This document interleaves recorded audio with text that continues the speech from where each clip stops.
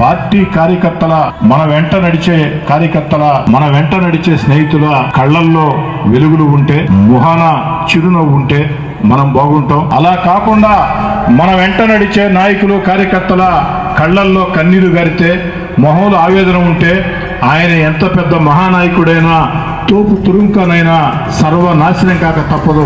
దీన్ని నేను బలంగా నమ్ముతాను. మన ఊపిరి, మన శ్వాస పార్టీ కార్యకర్తలు, మన కోసం జెండా బట్టి నిజాయితీగా పనిచేసిన నాయకులు కార్యకర్తలు, వాళ్ళ ప్రయోజనాల విషయంలో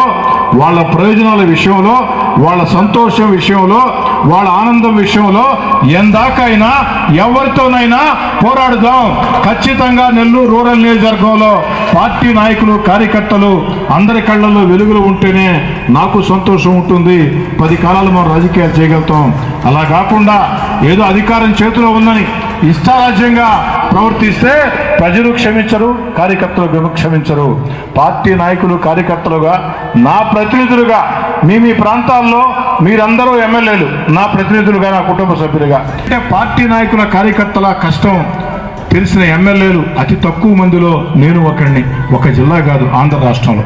ఎందుకంటే నాకు తండ్రుల తాతల వారసత్వం లేకున్నా, వేల కోట్ల కోటీశ్వరుల కుటుంబం కాకున్నా, ఓ కార్యకర్తగా రాజకీయ జీవితాన్ని ప్రారంభించి గోడల మీద రాతలు నేనే రాసి ఉన్నా, చెట్లెక్కి నేనే జెండాలు కట్టి ఉన్నా, ప్రజల పక్షాన కార్యకర్తల పక్షాన పోరాటాలు చేసి జైళ్ళకి వెళ్ళా, జైళ్ళల్లో ఉన్నా, పోలీసు లాకప్పుల్లో ఉన్నా, లాఠీ దెబ్బలు తిన్నా.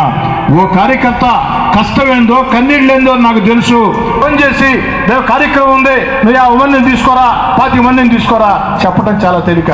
ఒక ఫోన్ కానీ ఆ 25 మందిని, ఆ 10 మందిని, ఆ 50 మంది తీసుకువచ్చేదానికి ఆ కార్యకర్త పడే కష్టం, నలిగే కష్టం నా జీవితంలో అనుభవించున్నాను కాబట్టి, నేను ఆ పని చేస్తున్నాను కాబట్టి నాకు పూర్తిగా తెలుసు.